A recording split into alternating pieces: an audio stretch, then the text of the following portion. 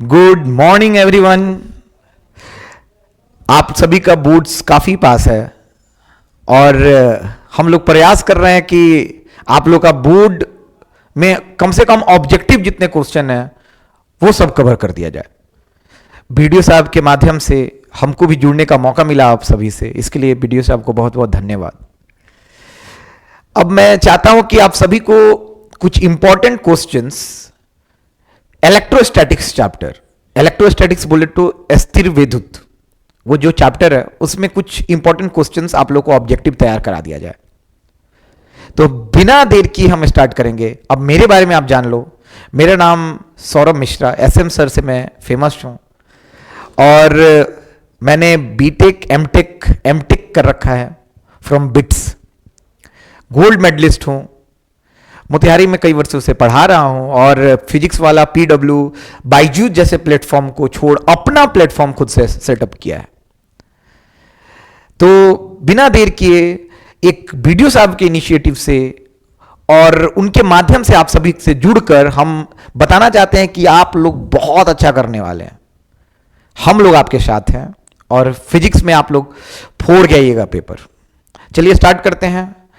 Electrostatics जो chapter होने वाला है वो पहला चैप्टर है हमारे एनसीईआरटी का। इसमें बहुत सारे बेसिक कंसेप्चुअल क्वेश्चंस होंगे। तो पहले हम चाहते हैं कि इलेक्ट्रोस्टैटिक्स का थोड़ा ब्रीफ दे दें। ब्रीफ बोले तो थोड़ा बहुत जानकारी, आखिर इलेक्ट्रोस्टैटिक्स क्या होता है। तो ये सब जान जाओगे तो इसमें क्वेश्चंस जो दिखाएंगे ना वो बड़ा आसानी से बनेगा तुमसे। तो चलो देखो, पहले चैप्टर समझो कि चैप्टर कौन सा है ये। तो आपके सामने ये चैप्टर का नाम है इलेक्ट्रो और यहां पे है स्टैटिक्स। इलेक्ट्रो का मतलब ही होता है चार्ज। क्या मतलब होता है बालक? चार्ज। और स्टैटिक्स का मतलब होता है एट रेस्ट। बोलो तो फिर से, एट रेस्ट। अब चलो हिंदी में समझाते हैं। इलेक्ट्रो का मतलब होता है आवेश और स्टैटिक्स का मतलब होता है, स्टैटिक्स का मतलब विराम अवस्था। आवेश अगर विराम अवस्था में हो और उसका अध्ययन किया जाए तो उसको हम लोग क्या बोलेंगे? इलेक्ट्रोस्टैटिक्स। आवेश क्या होता है? कहा गया है हम में तुम में खड़क खम में सब में है भगवान। उसी तरह कहा गया है। भगवान को यहां पे हम एटम से आपको बता रहे हैं। जैसे हम में तुम में खड़क खम में, मतलब खड़क का मतलब तलवार और खम का मतलब खंभा, सब किस चीज से बना है? एटम से। एटम बोले तो भगवान। अब एटम के अंदर तीन चीजें होते हैं, इलेक्ट्रॉन, प्रोटॉन, न्यूट्रॉन। देखो थोड़ा बहुत बेसिक जानो। एटम के अंदर ये एटम है। क्या है बालक? एटम। एटम के अंदर कितने चीज होते हैं? तीन चीजें, इलेक्ट्रॉन, प्रोटॉन और न्यूट्रॉन। इलेक्ट्रॉन बाहर होता है जैसे बोर्स मॉडल बताए, और प्रोटॉन न्यूट्रॉन न्यूक्लियस नाभिक के अंदर होता है। तो जैसे बोर मॉडल बताए थे कि थोड़ा सा एनर्जी इसको दो एटम को, इलेक्ट्रॉन कहां निकल जाता है? बाहर। जैसे इलेक्ट्रॉन बाहर निकलता है वस्तु पे एक आवेश का निर्माण होता है प्लस। कहे कि जितनी संख्या इलेक्ट्रॉन की होती है उतना ही संख्या प्रोटॉन की होती है किसी भी एटम में। जैसे मान लो 20 कोई एक ऑब्जेक्ट है। ये क्या है? ऑब्जेक्ट। ऑब्जेक्ट बोले तो वस्तु। तो मान लो 20 इलेक्ट्रॉन है इसमें, तो 20 को प्रोटॉन होगा।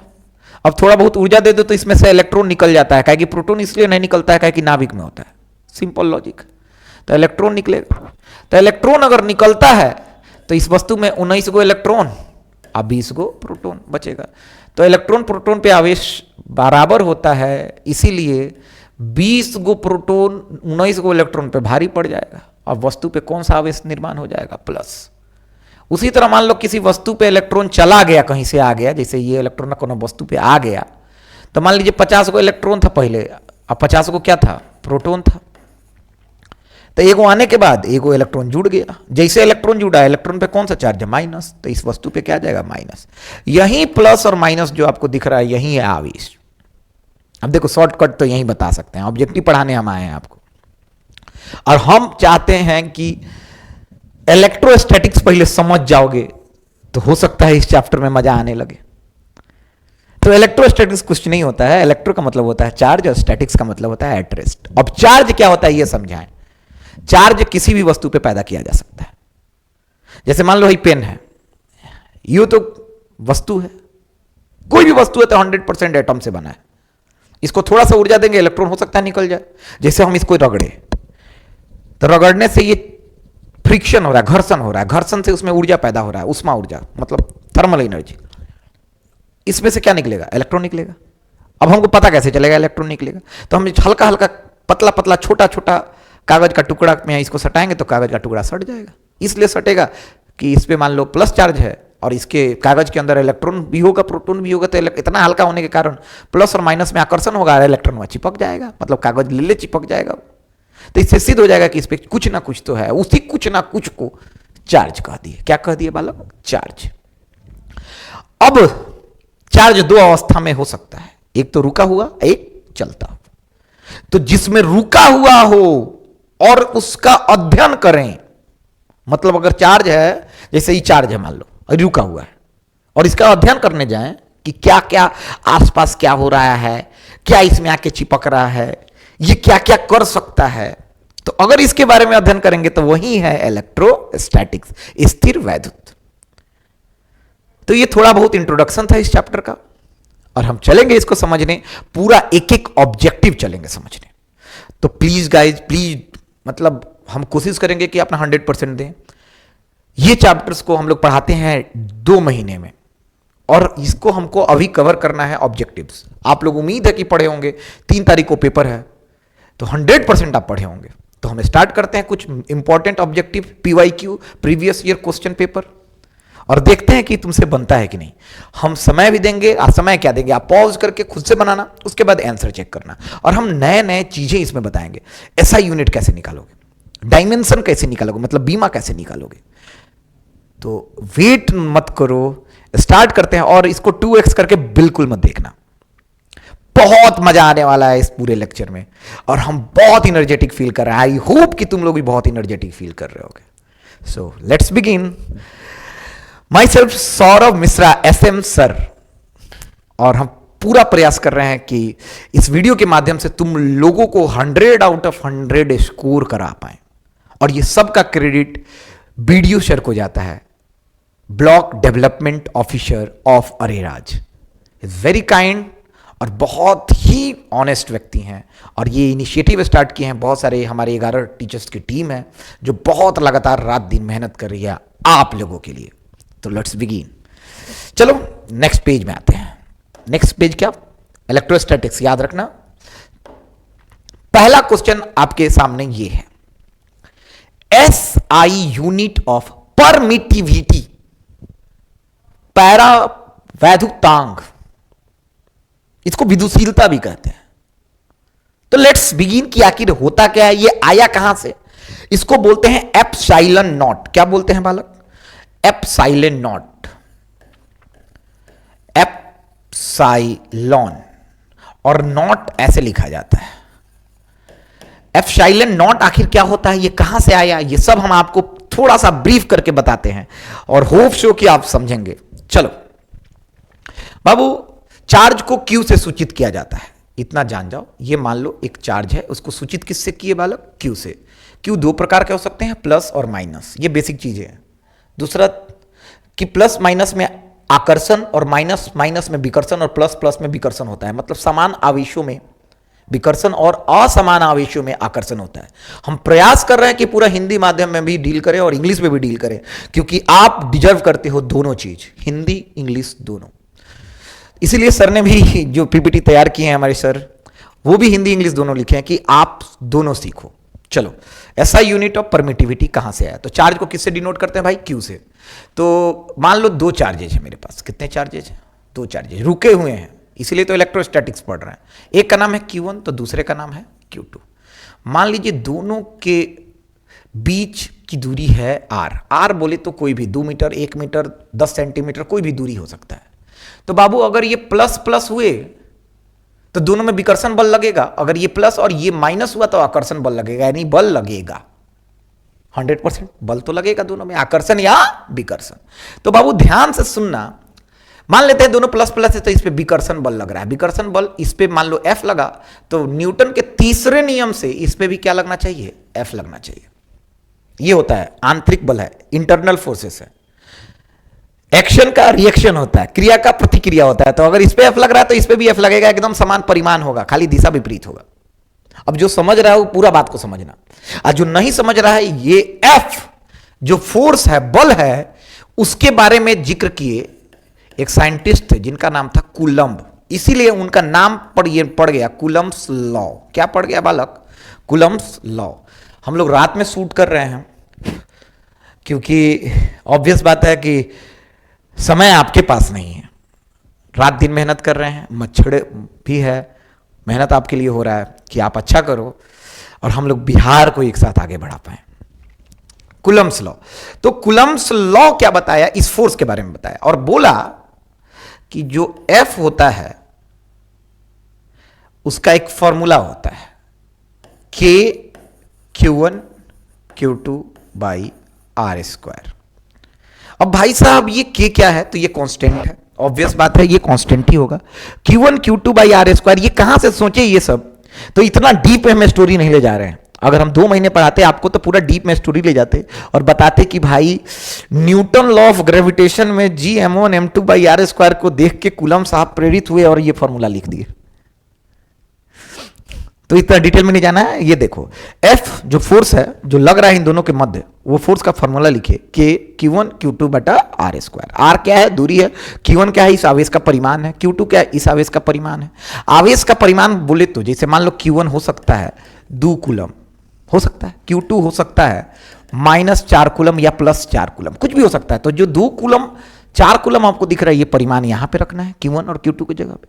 आर मान लो हो सकता है 2 मीटर, तो यहां पे आर की जगह पे 2 मीटर रख देना।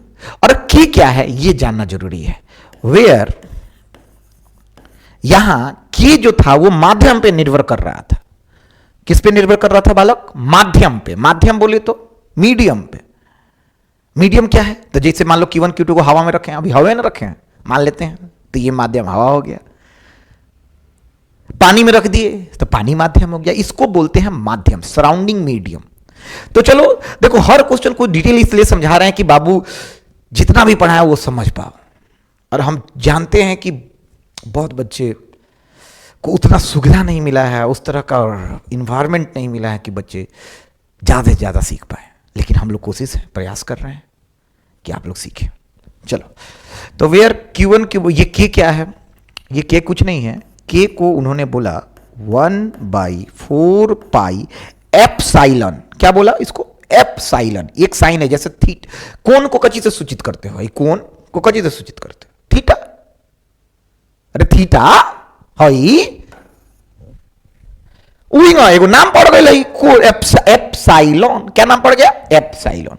अब सुनो बाबू, कहा गया कि हवा का माध्यम में जब जाओगे तो इस एप्साइलॉन को, हवा को दिखाने के लिए, जैसे माध्यम हवा है उसको नॉट लगा देना। ये 0 है, नॉट नहीं है, ये 0 है। कहा गया कि हवा के लिए एप्सिलॉन परावैद्युतांक का मान सबसे कम होता है। सबसे कम तो देखो नंबर लाइन कहां से स्टार्ट होता है, 0 1 2 3, तो 0 सबसे कम है तो उठा के यहां पे रख दिया गया, कोई दिक्कत नहीं है। तो ये हो गया एप्सिलॉन नॉट। अब नया फॉर्मूला कैसे लिखो? कूलम्ब्स लॉ को लिखोगे तो हम देखो अच्छे से लिख के दिखाते हैं तुमको। कूलम्ब्स लॉ का नया फॉर्मूला, नया क्या, उसी को F बराबर 1/4 पाई एप्सिलॉन नॉट, K का जगह पे लिख दिए Q1 Q2 बटा आर स्क्वायर। अब हमको किसका ऐसा ही मात्रक निकालना है भाई? एप्सिलॉन नॉट का। तो हम अब तरीका सीखो। ऐसा ही मात्रक कभी भी निकालने के लिए सबसे पहले लिखा जाता है फॉर्मूला। क्या लिखा जाता है बालक? फॉर्मूला। फॉर्मूला लिखने के तुरंत बाद हम लोग जो जो एसआई मात्रक पहले से पता है, जैसे एसआई यूनिट किसका किसका हमको ऑलरेडी पता है। देखिए एफ का पता है, न्यूटन होता है, लिख दिए न्यूटन। 1 का एसआई मात्रक नहीं होता है, 1 लिख दिए। 4 पाई का नहीं होता है, 4 पाई छोड़ दिए। एप्सिलॉन नॉट का निकालना है, वो लिख दिए। क्यू का क्या होता है अभी बताया, कूलम। क्या होता है? कूलम। तो कूलम।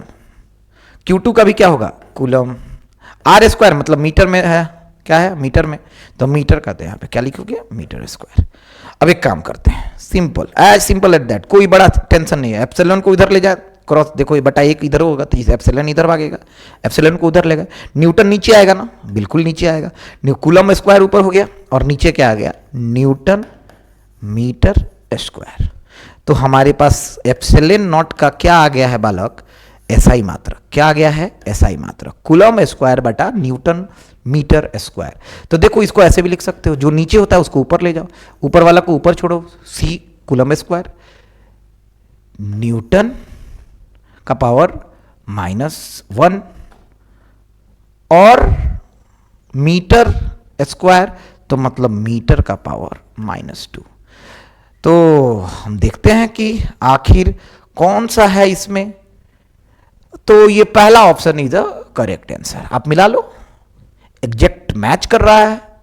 बाबू इतना हम क्यों किए, सवाल आपके सामने ये होगा, हमको याद था ये करने का इसलिए तरीका कि अभी बहुत सारे SI मात्रक वाले सवाल आपको देखने को मिलेंगे। तो हम इतना सब कुछ, सबसे पहला चीज याद रखना फॉर्मूला, भाई वो साइन कहां आता है वो देखना, फॉर्मूला। फॉर्मूला देखने के बाद हमको उसका जिसका जिसका SI मात्रक पता है वो लिख दो और खुद व खुद तुमको SI मात्रक निकल के आ जाएगा। अब डायमेंशन भी आ जाएगा, घबराना बिल्कुल नहीं है। चलिए बी रेडी, स्टार्ट करते हैं नेक्स्ट क्वेश्चन।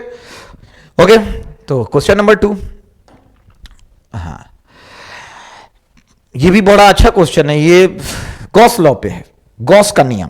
अब चलो हम प्रयास करते हैं कि ये भी थोड़ा बहुत बता ही दें, ऑब्वियसली पढ़ा रहे हैं तो मेहनत तो करना ही होगा। बाबू गॉस का नियम, एक था ये गॉस, कितना अच्छा लग रहा है, एक थे गॉस। तो एक गॉस लॉ आया और गॉस साहब बड़ा अच्छा चीज बताए थे, इलेक्ट्रिक फ्लक्स बताए थे, है ना। हाँ, इलेक्ट्रिक फ्लक्स, उन्होंने फाई बोला, फाई बोले तो इलेक्ट्रिक, नीचे ई से बताया इलेक्ट्रिक फ्लक्स। फाई मतलब होता है विद्युतीय फ्लक्स का फॉर्मूला उन्होंने दिया। ई, अरे उन्होंने कुछ नहीं दिया, उन्होंने फॉर्मूला ये दिया था, क्यू इनसाइड बटा एप्सिलॉन नॉट।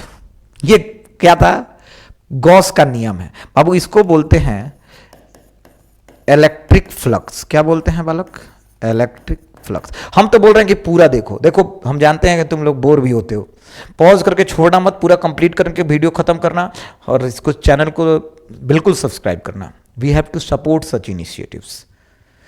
चलिए, ये है इलेक्ट्रिक फ्लक्स। क्यू इनसाइड बोलो, ये चार्ज है, मतलब एक गॉसियन लूप होता है, इमेजिनरी लूप होता है, सरफेस है, उसके अंदर कोई चार्ज होता है, तो निकलने वाला कुल इलेक्ट्रिक फ्लक्स, बाबू इलेक्ट्रिक फ्लक्स जो निकलता है वो होता है फाई बराबर क्यूब, जो अंदर है, मान लो क्यू अंदर है, बटा एप्सिलॉन नॉट। अब कुछ नहीं बोल रहा है, वायु में स्थित मतलब एप्सिलॉन नॉट होगा, मतलब ये हवा का पारा वैद्युतांक हमको लिखना पड़ेगा। Flux coming out from a stationary unit positive charge, unit का मतलब होता है इकाई, पॉजिटिव का मतलब धन और आवेश, मतलब क्यू का मान दिया हुआ है +1 कूलम बटा एप्सिलॉन नॉट। तो बाबू 1 तो है, ये है, तो 1 का कुछ कथी होगा 1, और नीचे क्या है एप्सिलॉन नॉट, एप्सिलॉन। तो डायरेक्ट हम इसको नहीं लिख सकते हैं, एप्सिलॉन नॉट का पावर -1, आंसर बी। तो इसका आंसर होगा बी। तो बाबू इसमें हम क्या सीखे, आंसर सीखे, आंसर तो आपको हर जगह मिल जाएगा। हम लोग इसमें सीखे हैं कि एप्सिलॉन नॉट का पावर -1 आंसर आया कैसे है। तो ये गॉस लॉ, ये बहुत इंपॉर्टेंट टॉपिक है, इसको अच्छे से पढ़ लेना, अच्छे से समझ लेना और कोशिश करना कि एनसीईआरटी का एक एक लाइन बाय लाइन हिंदी में याद कर लो, क्योंकि ये 5 नंबर या 2 नंबर में पूछा भी जा सकता है थ्योरी में। चलिए आगे बढ़ते हैं, सारे क्वेश्चंस बेहतरीन हैं, आगे बढ़ते हैं। सरफेस मतलब आवेश का पृष्ठीय घनत्व बराबर होता है surface density of charge is equal to. चलिए सबसे पहले चार्ज डेंसिटी क्या होता है बाबू, सब लोग ध्यान से सुनना, बड़ा प्यारा चीज बताने जा रहे हैं। क्या कि हम तो चाहते हैं कि तुम लोग पूरा डिटेल ना जानो बाबू। यहां पे पता नहीं ये दिख रहा होगा कॉन्ट्रास्ट कलर है, चार्ज डेंसिटी। क्या बालक, चार्ज डेंसिटी। पहले तो डिस्ट्रीब्यूशन सीखना होगा, चलो डिस्ट्रीब्यूशन वगैरह कुछ नहीं, कुछ डेंसिटी के बारे में हम जिक्र कर लेते हैं। चार्ज डेंसिटी 3 प्रकार के होते हैं। चार्ज डेंसिटी कितने प्रकार के होते हैं बाबू, 3 प्रकार के। ऑब्वियस बात है 3 प्रकार के। जैसे देखो, अगर मान लो कोनो पन्ना वन्ना पेज वोज थरिया वरिया में बिखरा है तो उसको बोलते हैं, जैसे मान लो प्लेट है, अगर इस पे चार्ज फैला है, किस पे चार्ज फैला है, इस पे,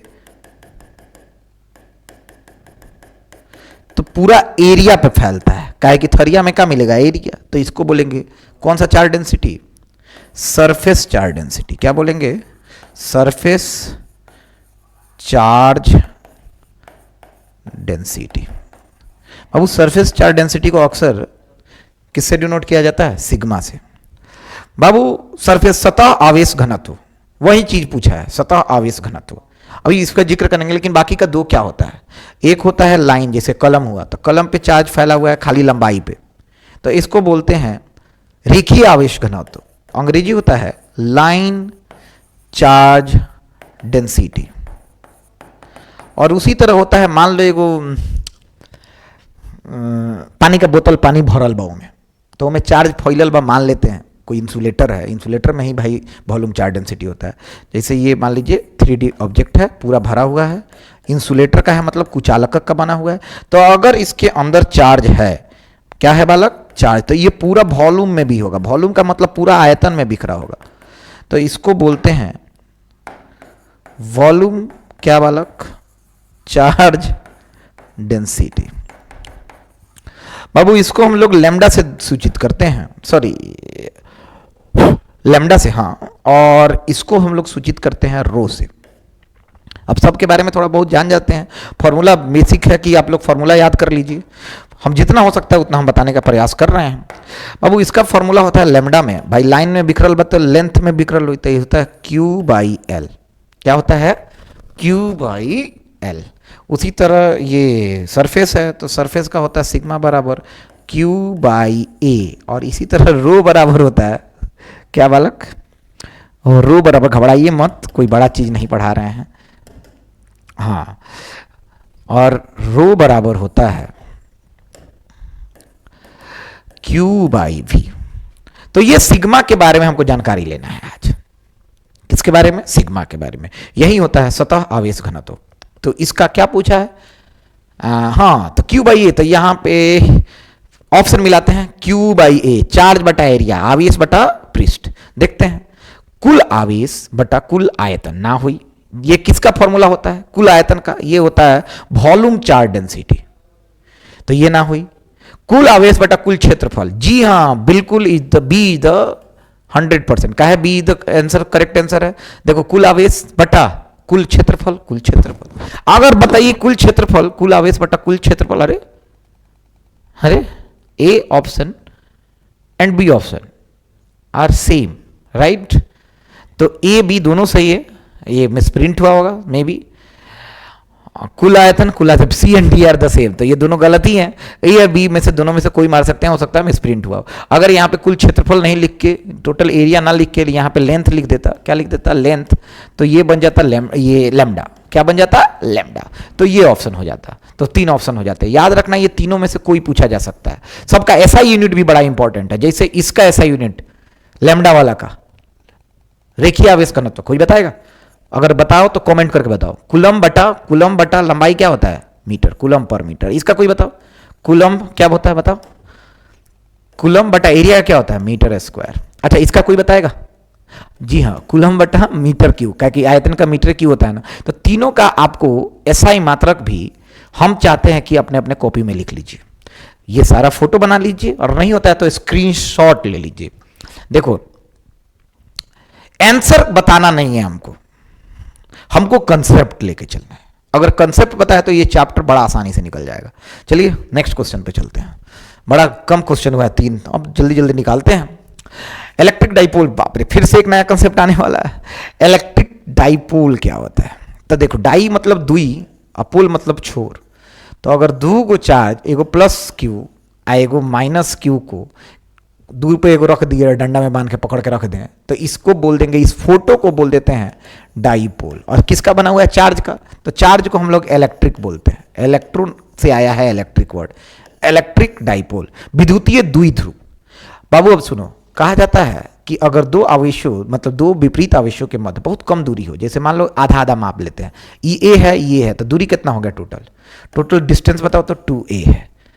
तो अगर ये 2a बहुत कम हो, मतलब ये a वेरी वेरी स्मॉल हो, तो इसको क्या बोला जाएगा? Electric dipole. अब कुछ नहीं, आगे बढ़ते हैं। अब इसी तरह इसी में एक नेक्स्ट टॉपिक आता है, इलेक्ट्रिक डाइपोल मोमेंट। क्या आता होगा बाबू? Electric dipole moment. उसको P से सूचित किया जाता है। किससे किया जाता है बालक? P से। तो बाबू इस पी का एक फॉर्मूला होता है। अब देखो नया नया कंसेप्ट आते जा रहे हैं। पी का एक फॉर्मूला होता है और पी वेक्टर भी होता है। चलो इलेक्ट्रिक डाइपोल मोमेंट कोई सवाल पूछ दे तो तुम लोग कौन सा राशि बोलना, वेक्टर राशि, मतलब सदिश राशि है। कौन सा क्वांटिटी है, वेक्टर। इसका फॉर्मूला होता है क्यू उठा लो, कोनो एगो आवेश का परिमाण उठाना है, उठा लिए। दोनों के मध्य दूरी कितनी है 2a, तो 2a उठा लो। कोई कोई किताब में लिखा हुआ है q गुने d, तो d ना है 2a का बदला, कोई दिक्कत नहीं है। अब इस इधर वेक्टर है तो इधर वेक्टर लगाओ, किस तरह से होगा, तो इसका डायरेक्शन होता है माइनस क्यू से, फिर से बोलो तो कहां से डायरेक्शन होगा, -q2 प्लस q, इसका दिशा होता है। मतलब ये डाइपोल की दिशा माइनस से प्लस की ओर होगी। चलो ये नया चीज जानो, विद्युतीय द्विध्रुव की दिशा किधर से होती है, चलो मेरे साथ रिपीट करते हैं। विद्युतीय द्विध्रुव आघूर्ण की दिशा -q से +q। विद्युतीय द्विध्रुव क्या होता है, दो आवेशों के मध्य बहुत कम दूरी हो और दोनों विपरीत आवेश हो, बराबर परिमाण हो, तो उसको द्विध्रुव कहते हैं। द्विध्रुव आघूर्ण क्या होता है, जिसको डाइपोल मोमेंट बोलते हैं, क्या होता है बताइए। P सदिश होता है कि अदिश होता है, सदिश होता है, वेक्टर होता है। भाई फॉर्मूला बताओ, P = q गुने 2a, 2a का वाला d होला, सिंपल। अब सुनो बाबू एक तरीका बताते हैं। यहां पे पूछा है पोटेंशियल एनर्जी, कौन सा एनर्जी बालक, पोटेंशियल एनर्जी। अब पोटेंशियल एनर्जी सर क्या होता है ये सब बताइए। तो बाबू देखो इतना डिटेल में तो हर चीज नहीं जा रहे हैं, लेकिन आपको फॉर्मूला बताते हैं। बाबू एक इलेक्ट्रिक फील्ड ई है, विद्युतीय क्षेत्र रेखाएं ई दिया हुआ है, इसमें इस डाइपोल को रख दिया है। तो सोच के देखो यहां पे +q है और यहां पे -q है। बाबू कहता है पोटेंशियल एनर्जी U जो होता है स्टोर्ड पोटेंशियल एनर्जी। अब देखो हम दिल से बोल रहे हैं, हम जानते हैं कि कई बच्चों को ये समझ में नहीं आ रहा होगा कि बाप रे सर स्थिति में ऊर्जा क्या है सर, कहाँ से आया। ऑब्वियस बात है, I cannot explain in very short period of time, but still हम कुछ फॉर्मूला बता रहे हैं। देखो डाइपोल के बारे में कुछ तो जानकारी दे दी है कि वेक्टर होता है, फॉर्मूला ये होता है, इलेक्ट्रिक डाइपोल ये दिखता है, पोटेंशियल एनर्जी बताते हैं। तो देखो इसमें डीप स्टडी करना होगा, conservative force, non conservative force, ये सब बारे में जानकारी, संरक्षी बल, असंरक्षी बल, तब ज़्यादा सीख पाओगे। चलो यू से हम स्थितिज ऊर्जा को सूचित करते हैं, चाहे किसी भी ऊर्जा को सूचित करते हैं, कर दिए। बाबू जब भी ऊर्जा आता है तो याद रखना डॉट प्रोडक्ट होता है, काहे कि ये स्केलर राशि होता है। कौन सा राशि होता है, स्केलर। अब इसमें डॉट प्रोडक्ट खोजो तो कहां है, तो बाबू यहां पे डॉट प्रोडक्ट है। अच्छा डॉट प्रोडक्ट इसमें पूछा है परपेंडिकुलर, तो यानी 90 डिग्री का कोण बन रहा है। तो बाबू फॉर्मूला होता है -P.E, यही फॉर्मूला होता है, याद कर लेना है तो कर लीजिए। -P.E cos theta cos theta. Perpendicular का मतलब होता है 90 डिग्री कोण। कितना डिग्री कोण, 90 डिग्री कोण में रखा गया। देखो तो यहाँ पे कितना डिग्री कोण बन रहा है, 90 डिग्री। तो डायरेक्ट -P.E कॉस कितना डिग्री, 90 डिग्री। 90 डिग्री जैसे डालोगे तो आंसर आ जाएगा 0, और आंसर हो गया 0। बाबू आई नो कि ये चीजें आपको नहीं समझ में आई होंगी, I know, but still try your self, कुछ जानकारी लो। शॉर्ट पीरियड ऑफ टाइम में एक्सप्लेन करना इम्पॉसिबल है, this is physics, but still हम लोग ट्राई कर रहे हैं, हम लोग ट्राई कर रहे हैं। आंसर होगा 0। जब भी 90 डिग्री कोण हो, ऊर्जा पूछे, बाहरी विद्युतीय क्षेत्र में रखा हुआ है 90 डिग्री कोण, उत्तर होगा 0। क्या कि डॉट प्रोडक्ट होता है, दो तरह के वेक्टर प्रोडक्ट होते हैं, डॉट और क्रॉस। बहुत चीज अगर नहीं आता है तो बहुत चीज समझाना है, और सर के माध्यम से जब भी सर बुलाएंगे I will be here. Okay चलिए सर, दूसरा 5वां नंबर क्वेश्चन। हाँ, the electric field intensity on the outer surface of charge conductor, electric field intensity, okay man। चलो अब आते हैं बाबू, सबसे पहले यहां पे ध्यान से देखो, इलेक्ट्रिक फील्ड इंटेंसिटी, विद्युतीय क्षेत्र की तीव्रता। अब हम देखिएगा ध्यान से, मान लीजिए कंडक्टर है, चालक है, तो सब चालक पे सारा चार्ज कहां पे आ जाता है, सतह पे। कहां पे आ जाता है बालक, सतह पे। याद रखना सारे आवेशों में रिपल्सन होता है, विकर्षण होता है, और चालक के अंदर कंडक्टर में चलने का रास्ता होता है चालक का, और चलने का रास्ता होता है तो विकर्षण होगा, तो इस सबसे दूरी बनाएंगे तो कहाँ आएंगे, सतह पे। कहाँ आ जाएंगे, सरफेस पे। अब ध्यान से सुनना, क्या पूछा है, आउटर सरफेस पे। तो बाबू याद रखिएगा कि जब भी इलेक्ट्रिक फील्ड निकलता है तो कोशिश करता है कि चार्ज से 90 डिग्री का कोण बना के निकले। कैसा कोण बना के निकले बालक, 90 डिग्री का। तो याद रखना इलेक्ट्रिक फील्ड हमेशा सरफेस से कितना डिग्री बनाता है, 90 डिग्री।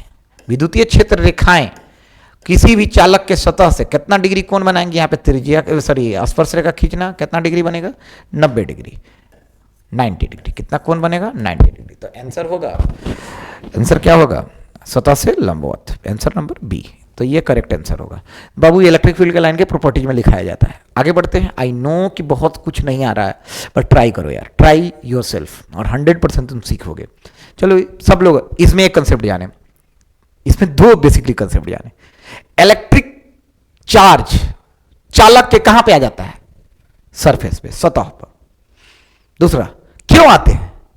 तो समान आवेशों में विकर्षण होता है और चालक में चलने का रास्ता होता है, तो कहां पे आ जाते हैं? सरफेस पे। और उससे दूर कहां जाएंगे? अब सुनो, जैसे सरफेस पे आए, इलेक्ट्रिक फील्ड मतलब विद्युतीय क्षेत्र रेखाएं प्लस है तो बाहर की ओर होंगी, माइनस होते तो किधर बनाते हैं? अंदर की ओर। कितना डिग्री कोण बनाता है? तो 90 डिग्री। बस 3-4 को कंसेप्ट है, इसमें भी रट लेना। आगे बढ़ते हैं, बहुत सारा क्वेश्चन रिपीट हो जाएगा, कहे कि जो कंसेप्ट रिपीट हो जाएगा। Unit of linear charge density, जल्दी बताओ, जल्दी जल्दी। लीनियर का मतलब लैम्डा अभी पढ़ाए हैं, अगर नहीं तो मुंह तोड़ देते वहीं पर रहता, अगर तुम लोग नहीं जानते। तो लैम्डा क्या होता है? Q/L, कूलम पर मीटर। आंसर बताओ, कूलम पर metre. A answer is the, sorry, A answer is the, क्या बालक? Is the correct answer. A answer क्या है? करेक्ट आंसर है। तो चलिए ये भी क्या हुआ? ए आंसर मारेंगे, कूलम पर मीटर। चलिए आगे बढ़ते हैं। अब dimensional formula of electric field intensity. ओहो, ये डायमेंशन आ गया। क्या आ गया बालक? डायमेंशन। तो डायमेंशन कुछ जानो आप लोग। क्या बालक? डायमेंशन। डायमेंशन बोले तो बीमा, बीमा जानते हैं बाबू। देखो हम कुछ चीजें बता रहे हैं, तरीका बता रहे हैं, याद कर लेना। मास मतलब द्रव्यमान, द्रव्यमान का बीमा, इसका ऐसा यूनिट होता है केजी, और इसका बीमा होता है एम। लेंथ बाबू, लेंथ बोले लेंथ मतलब क्या होता है? मीटर, मतलब लंबाई कितने में मापो? मीटर में, और उसका डायमेंशन होता है एल। डायमेंशन कभी लिखते हैं बड़े ब्रैकेट में। 4 को हम बता रहे हैं, वो लिख लेना। टाइम अपने कॉपी में लिखो, टाइम मतलब समय, समय का क्या होता है? सेकंड। और बाबू डायमेंशन होता है टी। और एक सबसे इंपॉर्टेंट क्या होगा? करंट। ये फंडामेंटल क्वांटिटी लिख रहा है, बेसिक मॉल। करंट क्या हो गया? करंट मतलब इलेक्ट्रिक करंट, ऑब्वियस बात है। इसका ऐसा यूनिट एम्पियर। और बाबू इसका डायमेंशन या तो ए होगा और नहीं तो आई होगा। तो ये याद रखो, सारा बन जाएगा। देखो अब चुटकी बजा के कैसे बनाते हैं। Electric field intensity, electric field intensity क्या होता है? तो एक फॉर्मूला याद करो, एक बड़ा प्यारा फॉर्मूला है, देखते हैं तुम लोग को याद हो रहा है कि नहीं। एक फॉर्मूला है बाबू, ये फॉर्मूला सबसे बताओ। ऐसा यूनिट डायमेंशन लिखने के लिए हम तरीका क्या बताते हैं स्टार्टिंग में ही? भाई फॉर्मूला लिखो। तो एक फॉर्मूला होता है F बराबर QE। सब लोग मेरे साथ 5 बार बोलेगा, F बराबर QE, F बराबर QE, F बराबर QE, और F बराबर QE, और लास्ट में तुम बोल देना। चलिए F बराबर QE, आखिर हम ही बोले।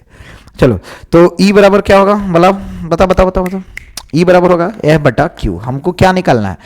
विद्युतीय क्षेत्र की तीव्रता, मतलब E का बीमा निकालना है। चलो फॉर्मूला लिख दिया हम लोग। अब देखते हैं बाबू, फोर्स। फोर्स क्या होता है? डायमेंशन लिखना है, याद रखो। फोर्स का होता है न्यूटन, और इसका कूलम। बाबू सब लोग याद रखना न्यूटन का। न्यूटन। F बराबर क्या होता है? MA। M क्या होता है? kg। A क्या होता है? मीटर प्रति सेकेंड स्क्वायर। हो गया। अब कूलम क्या होता है? कूलम क्या होता है? तो एक और फॉर्मूला याद करो सब, Q बराबर IT। तो AT इसका बीमा हो गया। चलिए तो हम लिखते हैं डायरेक्ट बीमा, कूलम का, कूलम का, कूलम का, कूलम का बीमा नहीं, डायरेक्ट लिख देते हैं। चलो कूलम का ऐसा यूनिट मात्र लिखते हैं। चलो तो एम्पियर गुने सेकेंड, देखते हैं बनता है कि नहीं तुम लोगों से। अब बताइए, केजी मीटर पर सेकंड स्क्वायर, एम्पियर सेकंड। चलिए यहाँ पे लिखते हैं। तो केजी का क्या हो गया? M, मीटर का L, नीचे बटा T, MLT, नीचे 2 है T स्क्वायर। ठीक है, ओके। अब यहाँ पे आइए, ये है एम्पियर। एम्पियर क्या हो गया? एम्पियर का A होता है, ओके। टाइम का हो गया T। अब इसको हम अच्छे से सजाते हैं।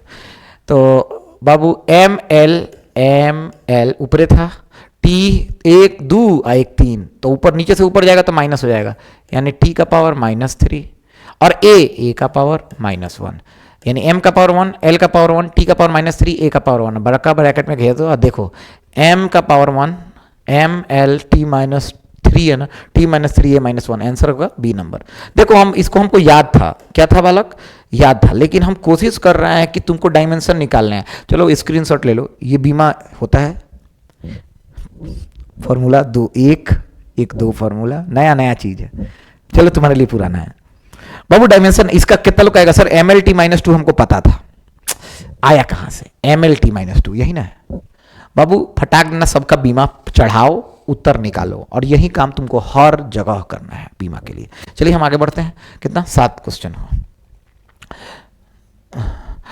8वां number question, number of electrons present in 8 coulomb of negative charge. बाबू हम मैक्सिमम आज ज्यादा क्वेश्चंस नहीं कर पाएंगे, बिकॉज हम जितने कंसेप्ट बताए हैं वो कंसेप्ट अगर कर पाओगे तो नेक्स्ट क्वेश्चन हम नेक्स्ट सीरीज में ही करेंगे, क्योंकि it's been 10 o'clock right now, रात में, और मतलब हम मोतिहारी से आए हैं और हम चाहते हैं कि हम डायरेक्ट रैंडम ना बता के कुछ कंसेप्ट भी बताएं।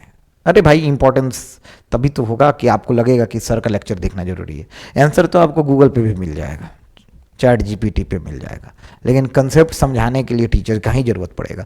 चलिए यहाँ पे देखते हैं, number of electrons present in 8 coulomb of negative charge. अच्छा 8 coulomb of negative charge, okay बाबू एक कंसेप्ट आता है, और कंसेप्ट कुछ नहीं, आवेश परिमाणित होता है Q बराबर प्लस माइनस NE। अब नहीं जानते हो तो सुनो, कोई भी दुनिया में किसी वस्तु पे आवेश का निर्माण इलेक्ट्रॉन के आने या जाने से होता है। अगर जाता है तो प्लस, आता है तो माइनस, बस इतना जानो, हाँ या ना? ओके। अब बताइए, कह रहा है कि कुल आवेश कितना बना है? 8 कूलम। कितना कूलम? 8 कूलम। ठीक है, कितना हमको निकालना है? क्या बालक? नंबर ऑफ इलेक्ट्रॉन, मतलब हमको क्या निकालना है? N। ओके, और इलेक्ट्रॉन पे चार्ज कितना होता है? 1.6 गुने 10 के पावर माइनस 19 कूलम, ये ना होता है। तो पहले तो कूलम से कूलम निपटा देते हैं, N निकालना है। तो N बराबर क्या हो गया? 8 बटा, अच्छा 1.6 गुने 10 के पावर माइनस 19 बालक, N बराबर 8 बटा 1.6 10 के पावर प्लस 19 हो जाएगा, हाँ या ना? अच्छा एक काम करते हैं, ये हटाते हैं, बटा 10 आएगा और ये 10 ऊपर जाएगा, यानी N बराबर हो जाएगा क्या? 8 बटा 16 गुने, अच्छा ये 10 को हम अलग ही रखते हैं, 10 गुने 10 के पावर 19, 8 दूना 16, 2 पचे 10, यानी 5 गुने 10 के पावर 19। आंसर होगा ए नंबर, ये होगा आंसर। देखो कितना शॉर्टकट है। ये फॉर्मूला आपको क्या करना है? याद करना है। क्वांटाइजेशन चार्ज, इसका प्रॉपर्टी में चार्ज का प्रॉपर्टीज होता है। चलिए next question Babu, quantization of charge indicates that, अभी मैंने इसी पे जिक्र किया है तो यही आ गया।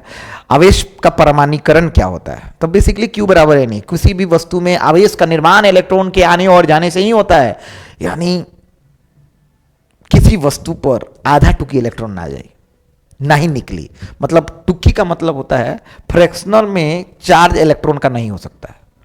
तो A number, charge exist, minimum permissible charge exist. हाँ मिनिमम इलेक्ट्रॉन पे तो चार्ज होता है। हमको जहां तक लग रहा है किसी भी इलेक्ट्रॉन, किसी भी वस्तु पर फ्रैक्शनल चार्ज ऑफ इलेक्ट्रॉन नहीं हो सकता है। तो A number is the correct answer. Fractional का मतलब क्या होता है? बटा में, वैसे इलेक्ट्रॉन का चार्ज बटे मान लीजिए ई, क्या है चार्ज? क्या है चार्ज? ई। तो ई बटा 2 नहीं होगा। सोच के देखो ना, आधा टुकी इलेक्ट्रॉन निकाल पाओगे? नहीं निकलता है, सबसे छोटा पार्टिकल ही होता है इलेक्ट्रॉन। तो चार्ज किसी वस्तु पर निर्माण कैसे होगा? तो या तो एगो इलेक्ट्रॉन निकाल, चाहे एगो इलेक्ट्रॉन रख, चाहे 2 को निकाल, चाहे 3 को निकाल। भाई आधा टुकी इलेक्ट्रॉन तुम निकाल सकते हो? नहीं। 4/3 इलेक्ट्रॉन निकाल सकते हो? तो नहीं। अरे 4/2 निकाल सकते हो? अरे हाँ 4/2 होता है ना। चलो आगे बढ़ते हैं। हाँ, dielectric constant of metal. बाबू याद रखो, धातु का डाई इलेक्ट्रिक कांस्टेंट क्या होता है? डाई इलेक्ट्रिक कांस्टेंट कुछ नहीं होता, ये जानो यार। तुम लोग को हम बहुत कुछ बताना चाहते हैं, but still we have very less time. चलिए, डाई इलेक्ट्रिक कांस्टेंट को के से सूचित किया जाता है। ये के वो नहीं है, ये के कुछ और है, और ये के को एप्सिलॉन आर से भी सूचित करते हैं। और मेटल का एप्सिलॉन आर को बोलते हैं सापेक्ष पारगम्यता, नहीं तो रिलेटिव परमिटिविटी, और उसी को क्या बोलते हैं? Dielectric constant. Dielectric constant अक्सर कैपेसिटर संधारित्र में उपयोग किया जाता है, और एप्सिलॉन आर का अक्सर उपयोग इलेक्ट्रोस्टैटिक चैप्टर 1 में किया जाता है। चलो नॉर्मल होते हैं। रिलेटिव परमिटिविटी किसका? मेटल का भाई साहब, मेटल का अनंत होता है। क्या होता है? अनंत। मेटल का अनंत। बोलो फिर से, मेटल का अनंत, मेटल का अनंत। अच्छा, कोई पूछ दे तुमसे कि एयर का क्या होता है? ला सवाल, एयर का 1 होता है, क्या कि एयर से तुलना किया जाता है। तो एयर का क्या होता है? 1, और मेटल का क्या होता है? अनंत। 2 को बड़ा इंपॉर्टेंट था, याद कर लेना। तो इसका होगा सॉरी 0 नहीं भाई साहब, सॉरी क्या होगा, इन्फिनिटी। आगे बढ़ते हैं। Coulomb force, coulomb force, coulomb force एक आवेश है, यहाँ पे एक आवेश है, दोनों के मध्य दूरी देखते हैं तो दूरी ये कहाँ होता है, सेंटर से सेंटर को मापते हैं, इसीलिए इसको सेंट्रल बल भी कहा जाता है।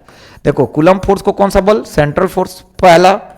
दूसरा कूलम फोर्स एक संरक्षी बल होता है, मतलब कंजर्वेटिव फोर्स होता है। अरे कंजर्वेटिव फोर्स जिसमें एनर्जी स्टोर हो, उसी को क्या बोलते हैं, कंजर्वेटिव फोर्स, संरक्षी बल। तीसरा तीसरा तीसरा तीसरा तीसरा तीसरा बाबू ये सेंट्रल, ये इंटरनल फोर्स होता है, इंटरनल मतलब आंतरिक बल होता है। क्या होता है, आंतरिक बल, इंटरनल फोर्स भी होता है। तो ये तीनों में से कोई भी दिखे तो ये सेंट्रल फोर्स है। अच्छा ये इलेक्ट्रिक फोर्स भी है ना, अरे इलेक्ट्रिक फोर्स में तो चार्जों के मध्य लग रहा है, तो ये इलेक्ट्रिक बल से अच्छा होगा, इलेक्ट्रोस्टैटिक फोर्स है। क्या फोर्स है ये, इलेक्ट्रोस्टैटिक फोर्स। तो इसमें दोनों हो सकता है, both A and B, central बार भी इलेक्ट्रो, यानी होगा both A and B the correct. तो इसका आंसर आप लोग क्या मारोगे भाई, सी नंबर आंसर मार देना इसको। चलो आगे बढ़ते हैं भाई साहब। परमिटिविटी ऑफ फ्री स्पेस याद रखना बाबू, एप्सिलॉन नॉट का एक मानो होता है। अब क्या होता है, तो 8.85 सॉरी 8.85 गुने 10 के पावर -12। ओके तो याद कर लेना, इसमें क्या है, हाँ 8.85 गुने, ऐसा ही मात्रा कभी निकालना सिखाया, सीख गया होगा तो तुम निकाल के दिखाओ। हाँ अब कोई लड़का से सवाल आएगा, EF क्या है, EF फैरेड है। क्या है बालक, फैरेड। अब फैरेड कहाँ पढ़ोगे, तो नेक्स्ट चैप्टर में पढ़ोगे, अब अभी बताएंगे, क्वेश्चन आएगा तो देखते हैं। आज जितना क्वेश्चन कर पाएंगे उतना करेंगे। तो याद रखना, अब देखो 1/4 पाई एप्सिलॉन नॉट का मान रखने के बाद, जैसे 4 पाई एप्सिलॉन नॉट का मान क्या रखोगे, 8.85 गुने 10 के पावर -12, तो आंसर निकल के आता है 9 गुने 10 के पावर 9। तो इसका आंसर बताइए क्या होगा, 9 गुने 10 के पावर 9। अभी ऐसे ही मात्रक निकालना सीखा है, उसको पलट दो, पलटोगे तो क्या हो जाएगा, ऊपर आ जाएगा क्या, न्यूटन मीटर स्क्वायर, नीचे क्या आ जाएगा, कूलम स्क्वायर। तो ये आ जाएगा न्यूटन मीटर स्क्वायर बटा कूलम स्क्वायर, ऐसा ही मात्रा, क्या कि एप्सिलॉन नॉट के उल्टा होगा ना, देखो तो एप्सिलॉन नॉट के क्या होगा, उल्टा। तो चलिए 13 नंबर हो गया। 14 नंबर पे आते हैं। Unit of electric field intensity, unit of electric field बाबू चलो मेरे साथ सब लोग, यूनिट निकालने के लिए क्या लिखते हैं, सबसे पहले फॉर्मूला। अभी एगो फॉर्मूला बताएं, क्यू बराबर, सॉरी तन क्या बताए हैं तुम लोग को, रे गधेड़ा बोलना, F बराबर क्यू ई, F बराबर क्यू ई, तो E बराबर क्या होगा, F बटा क्यू। अरे भाई न्यूटन पर कूलम, तो आंसर क्या हो जाए, न्यूटन पर कूलम। एक और चीज याद कर लो, ई का होता है वोल्ट पर मीटर, मतलब ई का दूगो होता है, एगो न्यूटन पर कूलम, एगो वोल्ट पर मीटर। देखो तो वोल्ट मीटर दिया, वोल्ट पर मीटर नहीं दिया, अगर दे देता तो ये सही हो जाता, दिया तो नहीं है, तो केवल बी सही है। आंसर आगे निकलेंगे बताएंगे। चलिए हाँ, इलेक्ट्रिक फ्लक्स अभी बताए हैं, कहां से आया था, गॉस लॉ। कौन सा लॉ, गॉस लॉ। देखो जल्दी जल्दी निपटेगा। गॉस लॉ क्या होता है, फाई ई क्या होता है, क्यू बटा एप्सिलॉन नॉट। तो क्या पूछा, ऐसा यूनिट ऐसा यूनिट। तो चलो इसका कूलम हो गया, और इसका अब निकाले हो, बोलना यार क्या निकाले हो, तो कूलम स्क्वायर बटा न्यूटन मीटर स्क्वायर। एगो कूलम से एगो कूलम मर गए, तो न्यूटन पर कूलम बटा मीटर स्क्वायर। अच्छा जी, हो अच्छा, इसको न्यूटन पर कूलम को हम लोग वोल्ट पर मीटर भी लिख सकते हैं, बोलना हाँ, मीटर स्क्वायर। एगो मीटर से एगो मीटर गया तो क्या बचा, वोल्ट मीटर। आहा, answer is the C answer. कितना शॉर्टकट निकाले हैं, कितना शॉर्टकट। याद रखो, हमको खुद याद नहीं है ये सब। देखो हम बोल रहे हैं कि तुम प्रोत्साहित हो, याद तो है, प्रैक्टिस है, लेकिन तुमको याद नहीं भी हो तो निकालना है कैसे, फॉर्मूला लिखो, आंसर तक पहुंचो। अच्छा, न्यूटन पर कूलम को ही हम वोल्ट पर मीटर बोलते हैं। अब ये बताएं पीछे वाले स्लाइड में, पता नहीं देखो ना कहीं वो, हाँ पीछे स्लाइड देखो, तो न्यूटन पर कूलम को ही क्या बताएं, वोल्ट पर मीटर। चलिए आगे बढ़ते हैं। 16 number, dimension of charge. Dimension dimension dimension कौन बताया है, अरे बोलना, हम बताए हैं सर, अबके तो बताए हैं आप सर, क्या बताए हैं, क्यू बराबर आई टी, ये फॉर्मूला है, और क्यू बराबर ए, क्या इसका डायमेंशन ना, टी का टी, हा ए टी, ऐसे लिख देना, अच्छा लगेगा। चलो आगे बढ़ते हैं बाबू। व्हेन बॉडी चार्ज स्मार्ट्स, अच्छा हाँ, इलेक्ट्रॉन के निकलने और आने से क्या होता है, चार्ज होता है वस्तु, हाँ या ना। अगर इलेक्ट्रॉन आए तो कुछ ना कुछ द्रव्यमान लेके आएगा, तो यानी द्रव्यमान बढ़ जाएगा वस्तु का थोड़ा सा। अगर निकलेगा इलेक्ट्रॉन तो कुछ द्रव्यमान घट जाएगा, यानी अगर प्लस माइनस दोनों चार्ज हो सकता है, आ भी सकता है और जा भी सकता है, यानी बढ़ भी सकता है और घट भी सकता है, क्या, द्रव्यमान। तो आंसर क्या होने वाला है बालक, जल्दी बताओ। बढ़ भी सकता है और घट भी सकता है, डी। ये बहुत इंपॉर्टेंट क्वेश्चन है, VVI लगा ही लेना सब। चलिए आगे बढ़ते हैं बाबू। फोर्स बिटवीन टू चार्ज, अच्छा कूलम्स लॉ। अभी कौन बताएगा हमको, जल्दी बताओ, कमेंट करो। अगर अच्छा लग रहा है तो प्लीज हमको भी सपोर्ट करो, कि हम नेक्स्ट सीरीज जल्दी से जल्दी लेके आए। 3 तारीख तक का ही टाइम है। अगर देख रहे हो यहाँ तक देखे हो लगातार, तो I recommend you please like subscribe करो इसको। चलो, के Q1 Q2 बटा आर स्क्वायर, सोच के देखो, ये बल है, दोनों की दूरी को हम क्या किए, आधा। ओहो, जैसे हम इसको आधा करेंगे तो नया बल लिखोगे एफ डैश, तो क्या लिखोगे, के उहे रहेगा माध्यम, उसी माध्यम है, Q1 हुए Q2 हुए, खाली दूरिया का हो गई पटी आधा, तो स्क्वायर कर दो। अरे स्क्वायर है ना, है स्क्वायर। तो अब देखो क्या होगा, एफ डैश नया वाला बल के Q1 Q2 बटा, ओहो हो मच्छर, चलिए Q1 Q2 बटा आर स्क्वायर ऊपर और नीचे आ जाए 4, 4 ऊपर चल जाए, क्या 2 दूनी 4 होता है। तो अब ध्यान से देखो, एफ डैश इक्वल टू 4 के Q1 Q2 बटा क्या आर स्क्वायर। तो यहाँ से यहाँ तक ऊपर वाला एफ दिख रहा है, यानी जो भी एफ आया है वो किसके बराबर आया, 4 एफ डैश, यानी कितना गुना बल बढ़ जा रहा है, 4 गुना रे पार्ट। तो यहाँ पे लिखना 4, ना 4 एफ डैश तो नहीं, क्या हो लिख रहे हैं, हाँ एफ डैश बराबर 4 क्या है, एफ है ना, है के Q1 Q2 बटा आर स्क्वायर, एफ है, तो एफ यानी कितना गुना फोर्स बढ़ जा रहा है, 4F, तो आंसर होगा 4F। जल्दी से आगे बढ़ते हैं हम। Electric field intensity at point, कौन बताएगा इसका आंसर, F बराबर QE, F बराबर QE, तो E बराबर, सब लोग बताओ E बराबर, चलो F बराबर मेरे साथ बोलो QE, 5 बार बोलो, आए हैं तब भी तुम लोग को नहीं बुझा रहा है। E बराबर क्या होगा, अरे बोलो, E बराबर क्या होगा सर, F बटा Q, F बटा Q। आगे बढ़ते हैं। ऐसा यूनिट ऑफ डाइपोल मोमेंट कौन बताएगा, तो P बराबर हम पढ़ाए हैं, आज ही पढ़ाए हैं, Q गुने क्या होता है 2A, अरे इसी को लिखते हैं Q गुने D, Q क्या है कूलम, D क्या है मीटर, आंसर आएगा कूलम मीटर, याद रखना C के बाद डॉट देना जरूरी है, कूलम मीटर, आंसर होगा A नंबर। चलिए 21 number, soap bubble, soap bubble क्या होता है, अरे पानी का बुलबुला रहेगा देड़ा, पानी का बुलबुला है। अब मान लीजिए इसको चार्ज कीजिए तो चार्ज यहाँ पे आएगा, अच्छा इसमें विकर्षण होगा कि आकर्षण होगा, भाई साहब विकर्षण होगा तो ये दूर भागना चाहेगा तो ये फूल जाएगा, मतलब क्या हो जाएगा, एक्सपैंड करेगा, इंक्रीज करेगा, बढ़ जाएगा।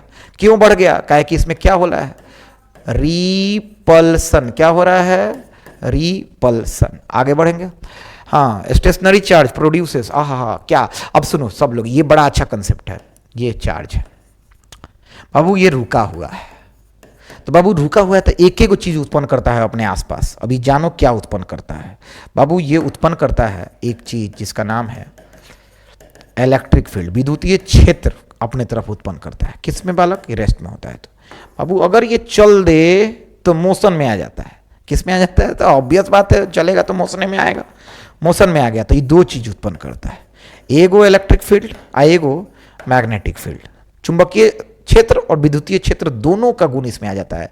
सोच के देखो ना, चार्ज चल गया तो करंट बना, करंट चुंबक की तरफ बना देता है आसपास, तो दोनों इलेक्ट्रिक और मैग्नेटिक।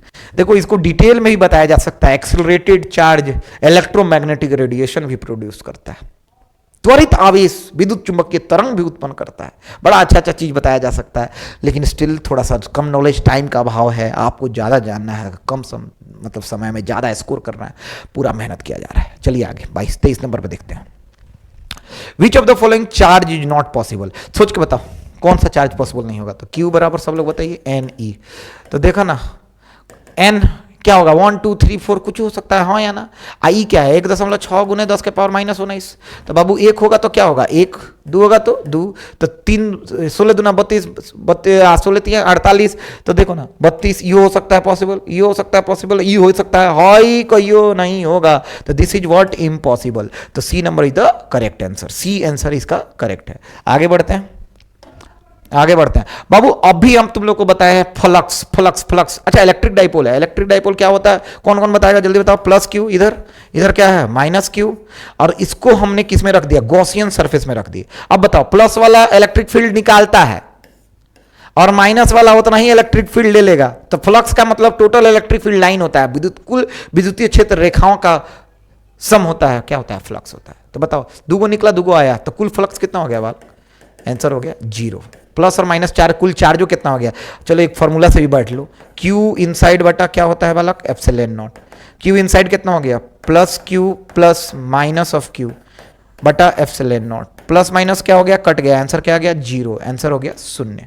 तो चलिए 24 नंबर भी आपका कंप्लीट हुआ। जल्दी से आगे बढ़ते हैं। एक्सप्रेशन ऑफ कैपेसिटेंस, आहा अब तो क्या आ गया, एक नया चीज, नया दौर, एक नया फॉर्मूला है आप लोग को याद करना है। Q बराबर सी भी, चलो 5 बार रिपीट मारो तो मेरे साथ।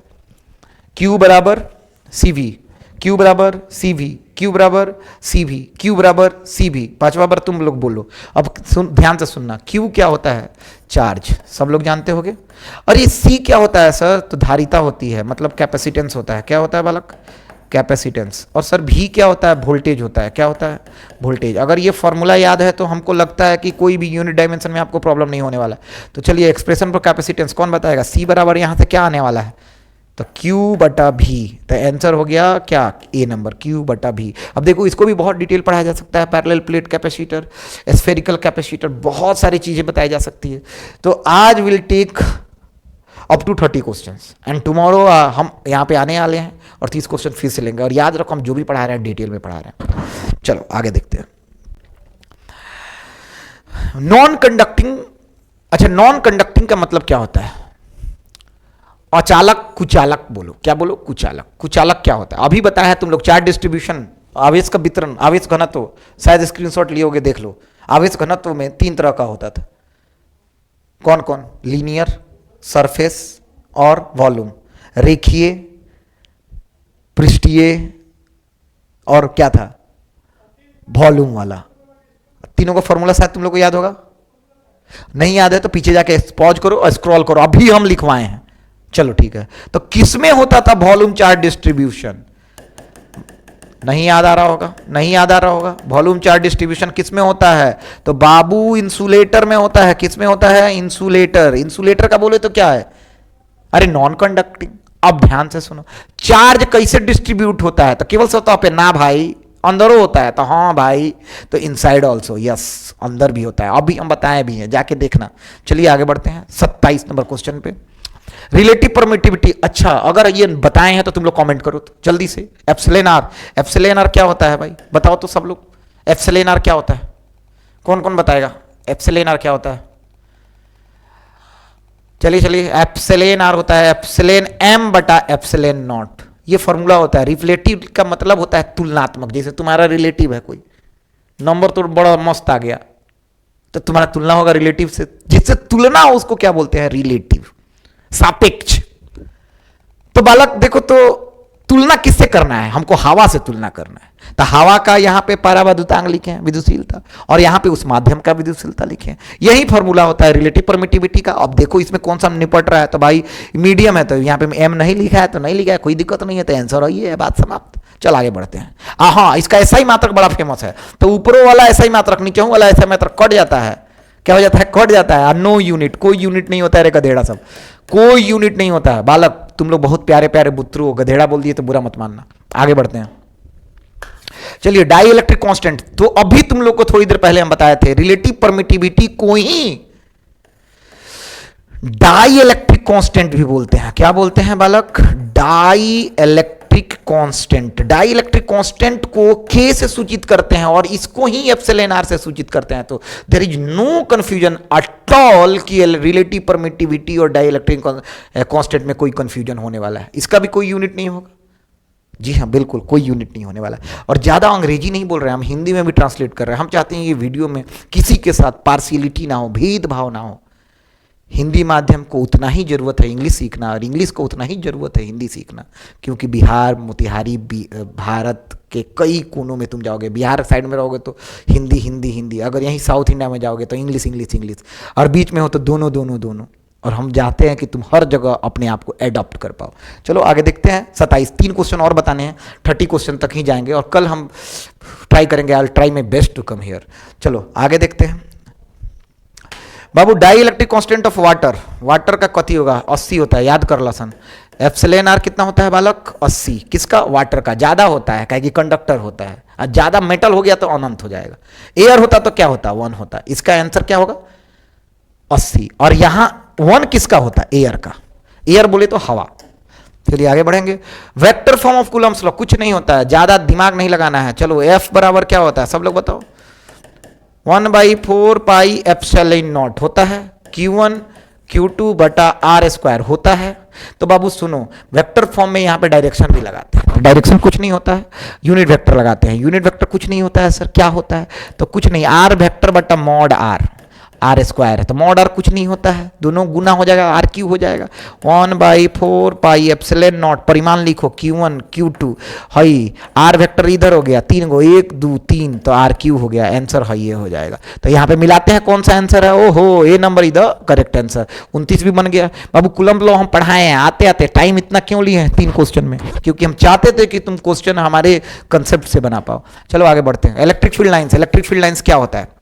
इलेक्ट्रिक फील्ड लाइंस प्रोवाइड क्या क्या इंफॉर्मेशन दे सकता है? विद्युतीय क्षेत्र रेखाएं, चलो मान लो एगो क्यू है, एगो 4 क्यू है, सोच के बताओ सन, किसका विद्युतीय क्षेत्र रेखाएं ज्यादा करीब करीब होगा, क्यू का कि इसका? कम दूरी में देखो इसमें ज्यादा विद्युतीय क्षेत्र रेखाएं हैं, तो पक्का विद्युतीय क्षेत्र रेखाएं हमको दिखाती हैं कि आवेश कितना मजबूत है, पक्का ना? तो इलेक्ट्रिक फील्ड लाइन कौन कौन जानकारी देता है? क्षेत्र की शक्ति, दिशा, आवेश की प्रकृति की सारे। तो देखो प्लस होगा तो बाहर की ओर, माइनस होगा तो अंदर की ओर बना सकते हो। माइनस मान लो क्यू बनाना है तो किधर बनाओगे? अंदर की ओर। तो बाबू तीर देख के हम बता सकते हैं कि प्लस है कि माइनस है, तो प्रकृति भी बता रहा है, जी हाँ। अच्छा दिशा बता रहा है, दिशा किसका दिशा? हाँ इलेक्ट्रिक फील्ड लाइन किधर जा रहा है, तो बाहर की ओर, अंदर की ओर, तो डायरेक्शन भी बता सकते हो। अच्छा डायरेक्शन ये भी देख सकते हो ना कि प्लस से माइनस की ओर आ रहा है, बहुत सारा है। और फील्ड स्ट्रेंथ कैसे पता करोगे? तो इसमें देखो तो कम, इतना ही दूरी में 3 गो है, इतना ही दूरी में कितना है, 1 2 3 4 5, तो कौन मजबूत हुआ? 4 क्यू, तो यानी ताकत भी दिखा रहा है, शक्ति भी दिखा रहा है, यानी ए बी सी तीनों होगा, तो तीनों ना मार के इनमें से सारे, ऑल ऑफ दीज।